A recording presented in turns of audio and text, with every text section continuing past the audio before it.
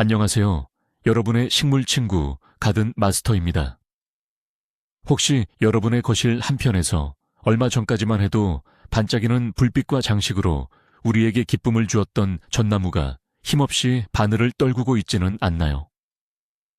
새해가 되자마자 마치 마법이 풀린 것처럼 노랗게 변해버린 전나무를 보며 나는 식물 키우는데 소질이 없나 봐 하고 좌절하고 계셨다면 오늘 이 영상을 끝까지 시청해 주세요. 사실 그건 여러분의 잘못이 아닐 가능성이 매우 높습니다. 대부분의 사람들이 무심코 저지르는 몇 가지 치명적인 실수 때문이죠. 오늘 영상에서는 바로 그 실수들이 무엇인지, 그리고 어떻게 하면 우리의 작은 나무를 다시 푸르게 되살릴 수 있는지 그 비밀을 낱낱이 파헤쳐 드릴 겁니다. 심지어 내년 크리스마스에도 이 나무를 다시 만날 수 있는 방법까지 알려드릴 테니 채널 고정해 주세요. 여러분의 전나무 아직 포기하긴 이릅니다. 본격적인 이야기에 앞서 우리가 왜 이 작은 나무에 대해 더 깊이 이해해야 하는지 먼저 짚고 넘어가야 합니다. 우리가 집으로 들인 화분 속 전나무는 사실 인공적인 장식품이 아니라 혹독한 추위와 바람을 견디며 넓은 숲에서 자라던 살아 숨쉬는 생명체입니다. 이 나무들은 원래 서늘하고 습한 기후에 최적화되어 있죠. 그런데 갑자기 따뜻하고 건조하며 빛의 양도 일정하지 않은 우리의 실내라는 낯선 환경으로 옮겨지게 된 것입니다. 이것은 마치 평생 북극에서 살던 사람이 갑자기 사하라 사막에 떨어진 것과 같은 엄청난 스트레스입니다. 우리는 연말에 들뜬 분위기 속에서 이 나무가 겪고 있을 극심한 환경 변화를 쉽게 잊어버리곤 합니다. 따라서 전나무가 노랗게 변하는 것은 나 지금 너무 힘들어요 라고 보내는 필사적인 구조 신호인 셈이죠. 이 신호를 제대로 이해하는 것부터가 우리 나무를 살리는 첫걸음입니다. 가장 첫 번째 원인은 바로 온도 쇼크입니다. 밖에 차가운 공기에 익숙해져 있던 전나무가 갑자기 난방으로 후끈한 실내로 들어오면 나무는 엄청난 스트레스를 받습니다. 사람으로 치면 한겨울에 외투도 없이 갑자기 열대 지방으로 순간 이동한 것과 마찬가지죠. 나무의 모든 생리활동은 주변 온도에 맞춰 서서히 조절되는데 이렇게 급격한 온도 변화는 신진대사에 큰 혼란을 일으킵니다. 특히 뿌리는 차가운 흙에 있다가 따뜻한 공기에 노출된 잎과 줄기에 맞춰 빠르게 수분을 공급해야 하는데 이 속도를 따라가지 못하게 됩니다. 결과적으로 잎은 계속해서 수분을 증발시키지만 뿌리로부터의 공급은 더뎌지면서 결국 바늘 끝부터 말라가고 노랗게 변색되기 시작하는 것입니다. 이를 예방하기 위해서는 나무를 집 안으로 들이기 전에 며칠 동안 현관이나 베란다처럼 비교적 서늘한 중간지대에서 적응할 시간을 주는 것이 매우 중요합니다. 이미 집 안에 들였다면 난방기구나 라디에이터에서 최대한 멀리 떨어진 집 안에서 가장 서늘한 곳에 두는 것이 급격한 손상을 막는 첫 번째 조치입니다. 온도 쇼크를 막기 위한 적응 훈련 과정은 아무리 강조해도 지나치지 않습니다. 많은 분들이 이 과정을 생략하고 나무를 곧바로 거실 중앙으로 옮기는 실수를 저지릅니다. 이상적인 적응 훈련은 최소 사나흘에서 일주일 정도 시간을 갖고 단계적으로 진행하는 것입니다.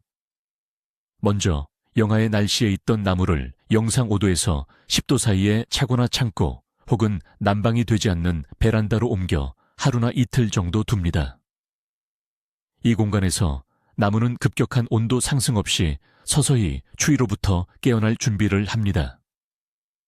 그 다음 단계로 10도에서 15도 정도의 조금 더 따뜻하지만 여전히 서늘한 현관이나 복도로 옮겨 다시 하루 이틀을 보냅니다.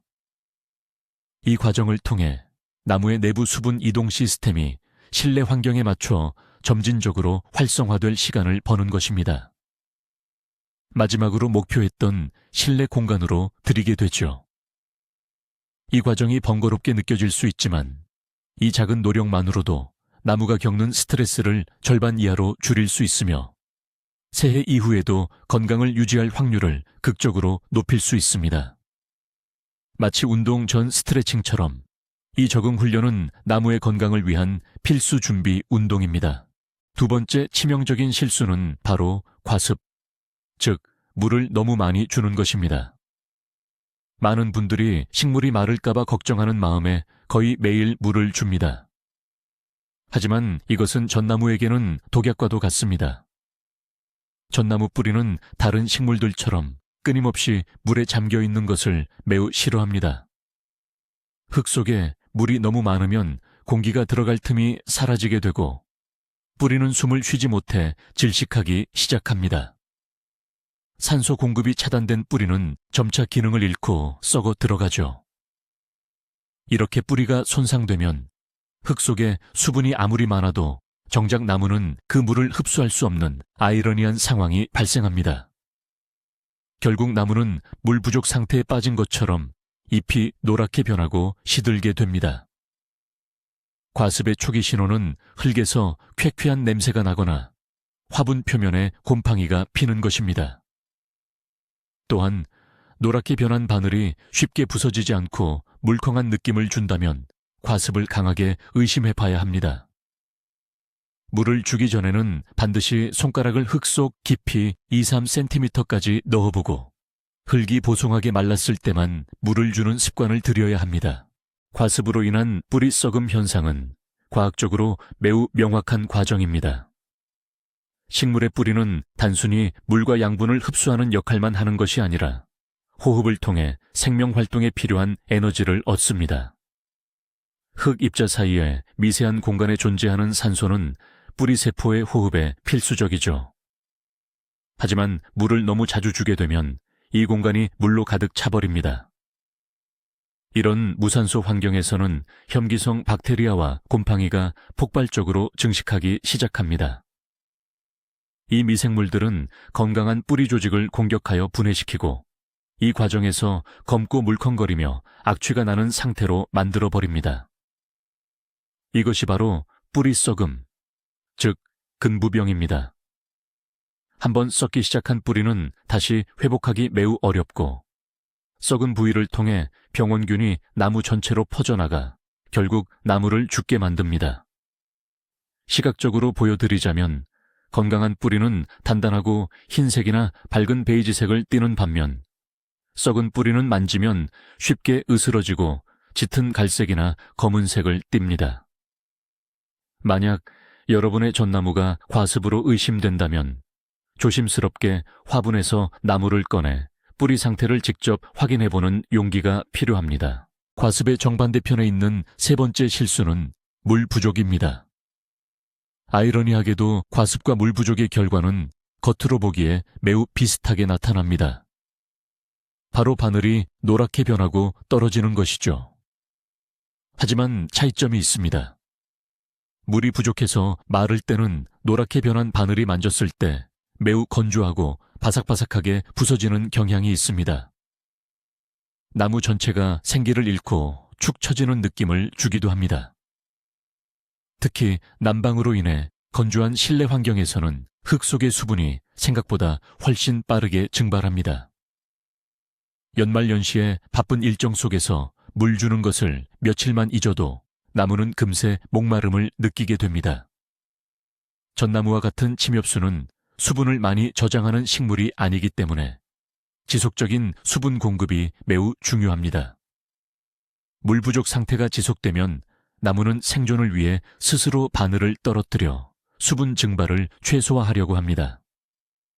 이것이 우리가 보는 잎이 마름 현상입니다. 따라서 흙 표면만 보고 물주기를 판단해서는 안 됩니다. 겉흙은 말라 보여도 속흙은 아직 축축할 수 있고 그 반대일 수도 있기 때문입니다. 물 부족을 막는 가장 좋은 방법은 일정한 주기를 정해두기보다는 정기적으로 흙의 상태를 확인하는 습관입니다. 그렇다면 흙 속 수분을 정확하게 확인하는 방법은 무엇일까요? 많은 분들이 손가락 테스트를 사용합니다. 손가락을 흙에 찔러 너허 습기를 확인하는 방법이죠. 이것은 꽤 유용한 방법이지만 몇 가지 주의할 점이 있습니다. 우선 손가락 한두 마디, 즉 최소 3에서 5cm 깊이까지 넣어봐야 합니다. 흙 표면의 건조함에 속아서는 안 됩니다. 하지만 더 정확한 방법은 나무젓가락이나 대나무 꼬치 같은 도구를 활용하는 것입니다.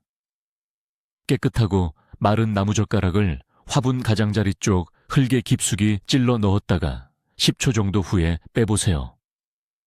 젓가락의 흙이 거의 묻어나오지 않고 건조하다면 물 줄 시간입니다.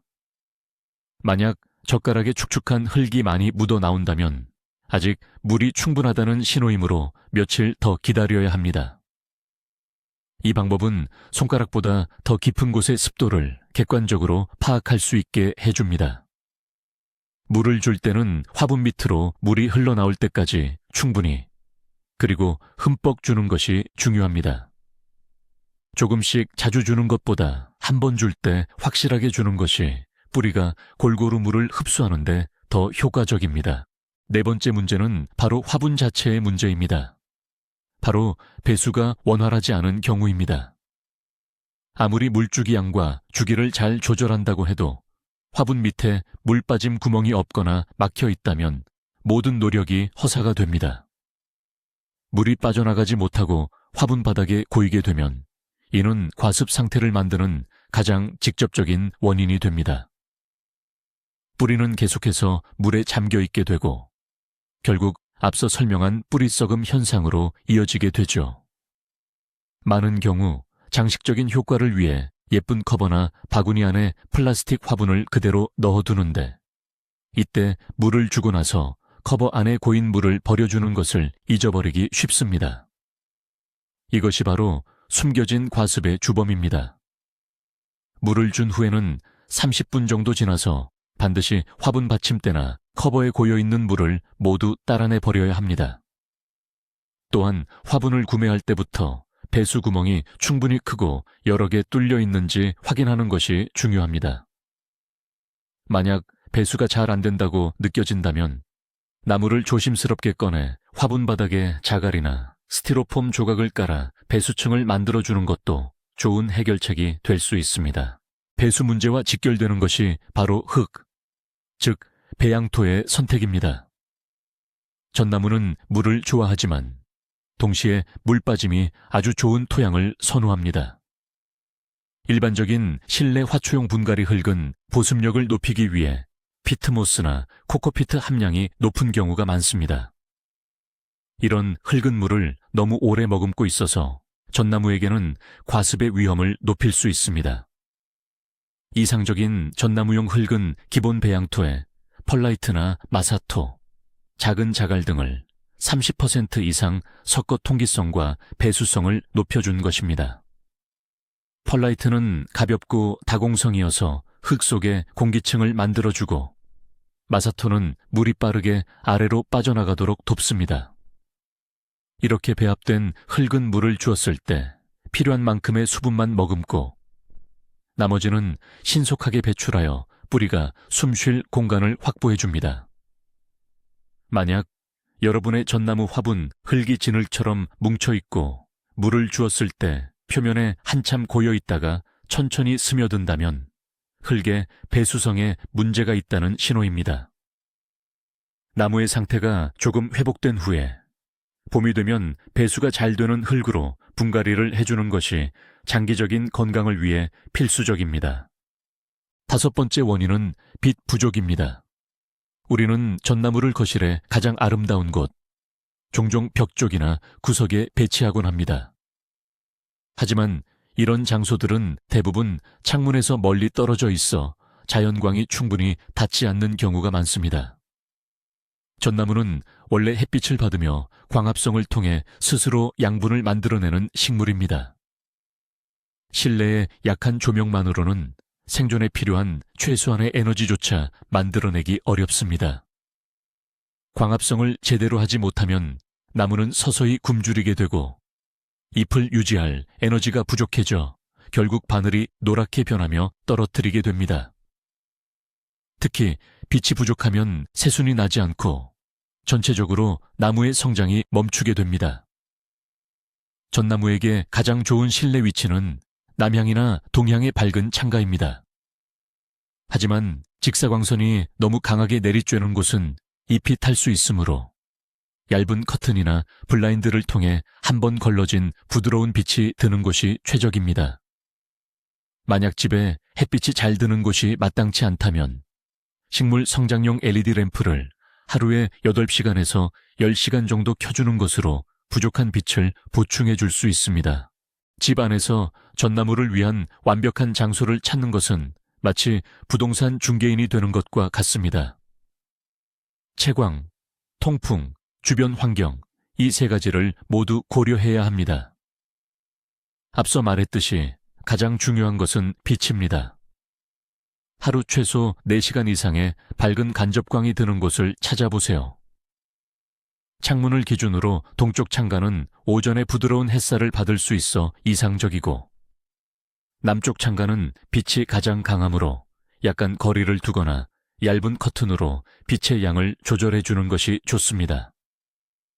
서쪽 창가는 오후의 뜨거운 햇살이 직접 닿아 잎을 태울 수 있으니 피하는 것이 좋으며, 북쪽 창가는 빛이 가장 약해 전나무에게는 너무 어두울 수 있습니다. 두 번째는 통풍입니다. 공기가 정체된 곳에서는 병충해가 발생하기 쉽습니다. 가끔 창문을 열어 신선한 공기가 순환되도록 해주세요. 단, 차가운 겨울바람이 나무에 직접 닿지 않도록 주의해야 합니다. 마지막으로 주변 환경입니다. 텔레비전, 히터, 에어컨 등 열이나 건조한 바람을 내뿜는 가전제품, 바로 옆은 반드시 피해야 합니다. 이 작은 나무에게도 자신만의 쾌적한 개인 공간이 필요하다는 것을 기억해 주세요. 6번째 문제는 많은 사람들이 간과하는 건조한 실내 공기입니다. 겨울철 난방은 우리에게는 따뜻하고 아늑하지만 식물에게는 사막과 같은 환경을 만듭니다. 전나무는 원래 공기 중 습도가 높은 서늘한 기후에서 자라는 나무입니다. 건조한 공기는 전나무 바늘의 미세한 기공을 통해 수분을 빠르게 빼앗아 갑니다. 뿌리가 아무리 열심히 물을 빨아올려도 잎에서 빠져나가는 속도를 따라가지 못하게 되면 나무는 탈수 증상을 보이며 바늘 끝부터 마르고 갈색으로 변하게 됩니다. 특히 실내 습도가 40% 이하로 떨어지면 이런 현상이 심해집니다. 물은 충분히 주고 있는데도 잎이 계속 마른다면 공중 습도를 의심해 봐야 합니다. 건조한 공기는 또한 응애와 같은 해충이 번식하기 좋은 환경을 제공하기도 합니다. 이 작은 해충들은 나무의 즙을 빨아먹어 상태를 더욱 악화시킬 수 있습니다. 따라서 겨울철 실내에서는 나무의 흙뿐만 아니라 주변 공기의 습도 관리에도 신경을 써야 합니다. 이것이 바로 눈에 보이지 않는, 하지만 매우 중요한 관리 포인트입니다. 그렇다면 실내 습도를 높이는 간단하고 효과적인 방법은 무엇이 있을까요? 가장 쉬운 방법은 분무기를 이용해 하루에 한두 번 나무 잎이 주변에 물을 뿌려주는 것입니다. 이때 차가운 수돗물보다는 미지근한 물을 사용하는 것이 나무에 스트레스를 덜 줍니다. 하지만 이 방법은 효과가 일시적이라는 단점이 있습니다. 좀 더 지속적인 효과를 원한다면 가습기를 나무 근처에 두는 것이 가장 좋습니다. 만약 가습기가 없다면 몇 가지 자연적인 방법을 활용할 수 있습니다. 예를 들어 화분보다 넓은 쟁반에 자갈이나 조약돌을 깔고 물을 채운 뒤 그 위에 화분을 올려놓는 것입니다. 화분 바닥이 물에 직접 닿지 않도록 주의해야 합니다. 쟁반의 물이 증발하면서 화분 주변의 국소적인 습도를 높여주는 효과가 있습니다. 또한 젖은 수건을 근처에 널어두거나 주변에 물그릇을 여러 개 놓아두는 것도 도움이 됩니다. 다른 식물들과 함께 모아두는 것도 좋은 방법입니다. 식물들은 증산작용을 통해 서로의 주변 습도를 높여주는 자연 가습기 역할을 하기 때문입니다. 이런 작은 노력들이 모여 나무에게 훨씬 쾌적한 환경을 만들어줄 수 있습니다. 7번째 실수는 부적절한 시기에 영양 공급입니다. 식물이 시들해 보이면 많은 사람들이 영양제를 주면 기운을 차릴 것이라고 생각합니다. 하지만 겨울철 실내에 있는 전나무에게 영양제를 주는 것은 오히려 해가 될 수 있습니다. 전나무를 포함한 많은 식물들은 겨울에 휴명일을 가집니다. 성장을 거의 멈추고 에너지를 비축하며 봄을 기다리는 시기이죠. 이런 휴면 상태의 나무에게 비료나 영양제를 주는 것은 잠든 사람을 억지로 깨워 밥을 먹이려는 것과 같습니다. 나무는 영양분을 제대로 흡수하여 활용할 수 없을 뿐만 아니라 오히려 흙 속에 과도하게 축적된 염류가 삼투압 현상을 일으켜 뿌리의 수분을 거꾸로 빼앗아가는 비료 피해를 유발할 수 있습니다. 이는 뿌리를 손상시키고 나무를 더욱 쇠약하게 만듭니다. 영양제는 나무가 활발하게 성장하는 봄과 가을에 주는 것이 원칙입니다. 만약 꼭 영양을 보충해주고 싶다면 화학 비료보다는 식물성 영양제나 매우 옅게 희석한 액비를 한 달에 한 번 정도로 최소한만 사용하는 것이 안전합니다. 기억하세요. 휴식도 성장의 일부입니다. 겨울에는 나무가 푹 쉴 수 있도록 내버려 두는 것이 최고의 보살핌입니다. 나무의 휴명이에 대한 이해는 성공적인 월동 관리의 핵심입니다. 휴명이는 단순히 성장이 멈추는 시기가 아니라 나무가 다음 성장기를 위해 내부적으로 에너지를 재정비하고 꽃눈이나 잎눈을 형성하는 매우 중요한 생리적 과정입니다. 이 시기는 주로 일조량이 짧아지고 온도가 낮아지는 늦가을부터 시작되어 초봄까지 이어집니다. 그런데 우리가 나무를 따뜻한 실내로 들이면 나무는 계절의 변화를 혼동하게 됩니다. 따뜻한 온도 때문에 봄이 왔나? 라고 착각하여 섣불리 새순을 틔우려고 에너지를 소모할 수 있습니다. 하지만 실내의 부족한 빛과 건조한 공기는 새순이 건강하게 자랄 수 있는 환경이 아니기 때문에 이렇게 나온 연약한 새순은 금방 말라 죽고 맙니다. 이는 나무의 에너지를 불필요하게 낭비하게 만들어 전체적인 건강을 해치는 결과를 낳습니다. 따라서 겨울철에는 나무를 최대한 서늘하고 밝은 곳에 두어 휴면 상태를 자연스럽게 유지하도록 돕는 것이 중요합니다. 인위적으로 성장을 유도하기보다는 나무 본연의 생체 리듬을 존중하고 기다려주는 지혜가 필요한 시기입니다. 자, 이제 문제의 원인들을 알았으니 구조 계획을 세워봅시다. 첫 번째 단계는 정확한 진단입니다. 사람을 치료하기 전에 의사가 청진기로 상태를 살피듯 우리도 나무의 상태를 꼼꼼히 살펴봐야 합니다. 체크리스트를 만들어 하나씩 확인해 보세요. 첫째, 흙을 만져보세요.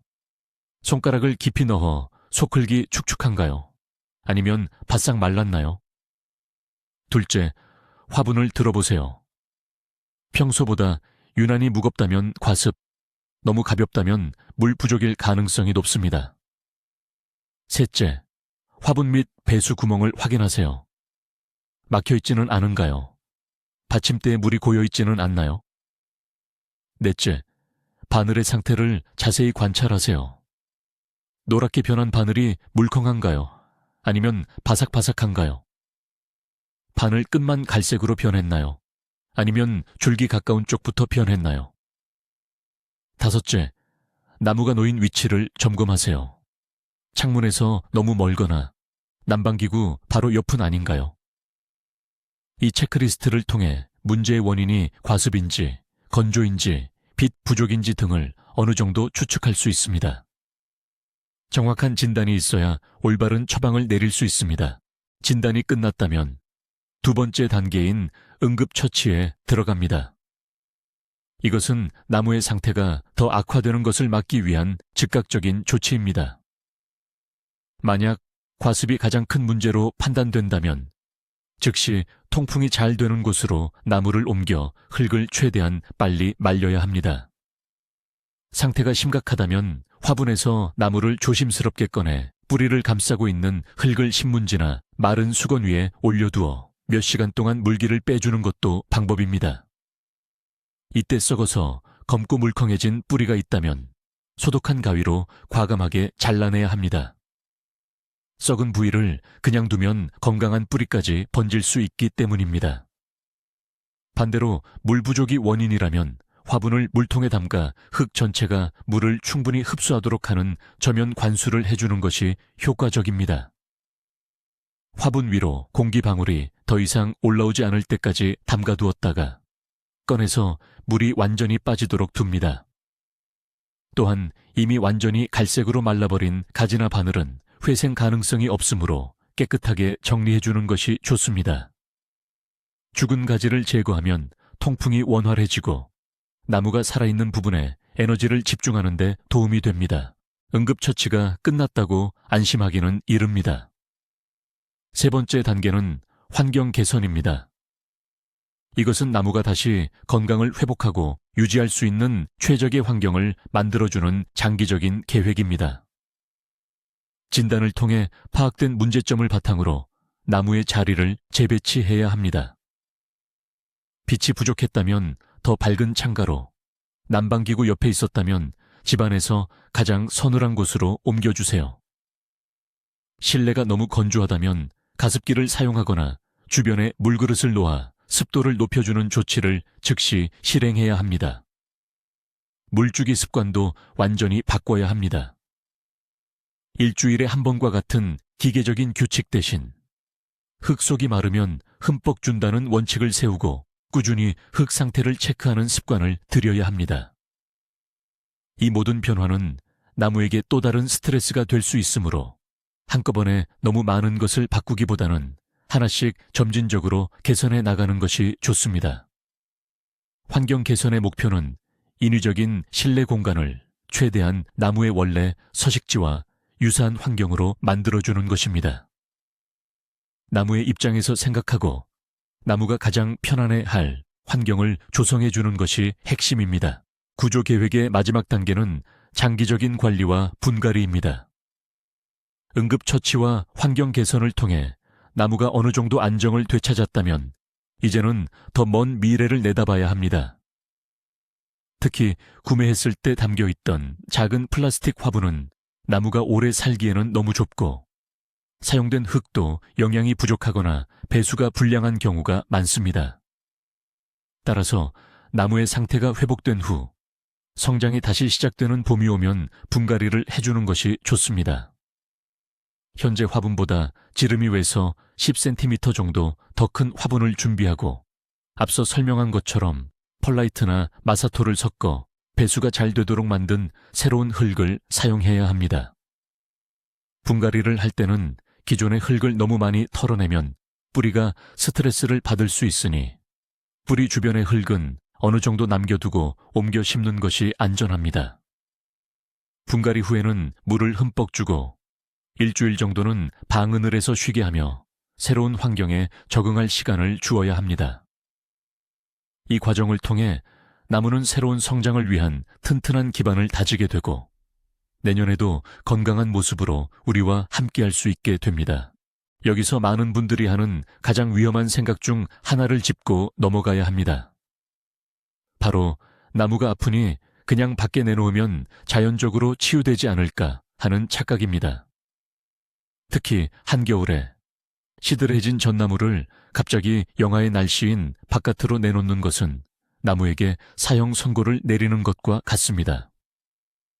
따뜻한 실내 환경에 이미 적응해버린 나무는 갑작스러운 혹한을 견딜 준비가 전혀 되어 있지 않습니다. 뿌리는 순식간에 얼어붙고 세포 내의 수분이 얼면서 조직이 파괴되어 나무는 완전히 죽게 됩니다. 이것은 온도 쇼크 중에서도 가장 치명적인 냉해입니다. 만약 나무를 다시 야외 환경으로 옮기고 싶다면 실내로 들일 때와 마찬가지로 점진적인 적응 훈련이 반드시 필요합니다. 날씨가 완전히 풀리는 봄이 된 후 영상의 기온이 유지될 때 서늘한 그늘부터 시작하여 점차 햇빛에 노출시키는 시간을 늘려가며 천천히 적응시켜야 합니다. 자연이 최고의 의사라는 말은 맞지만 그것은 나무가 자연의 변화에 순응할 시간을 주었을 때만 해당된다는 사실을 절대로 잊어서는 안 됩니다. 마지막으로 당신의 전나무가 성공적으로 겨울을 나고 건강을 회복했다면 이제 내년을 위한 준비를 생각할 수 있습니다. 봄이 되어 새순이 돋아나고 나무가 활기차게 성장하기 시작하면 야외에서 키우는 것을 고려해 볼 수 있습니다. 베란다나 발코니 혹은 마당이 있다면 그곳으로 옮겨주세요.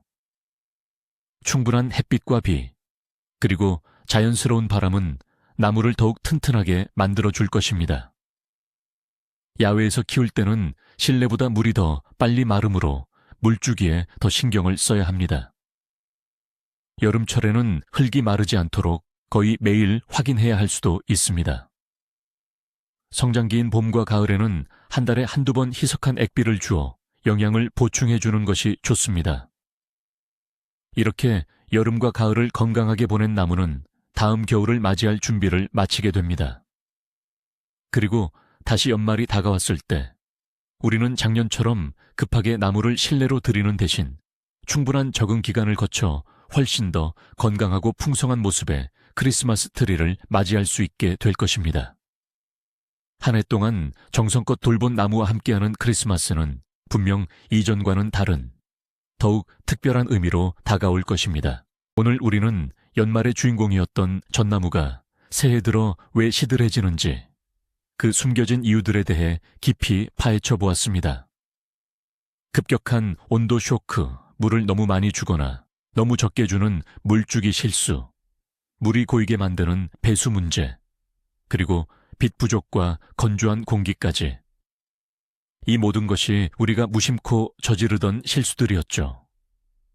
하지만 가장 중요한 것은 이제 우리는 이 문제들을 어떻게 진단하고 응급처치하며 나무에게 더 나은 환경을 만들어줄 수 있는지 알게 되었다는 점입니다.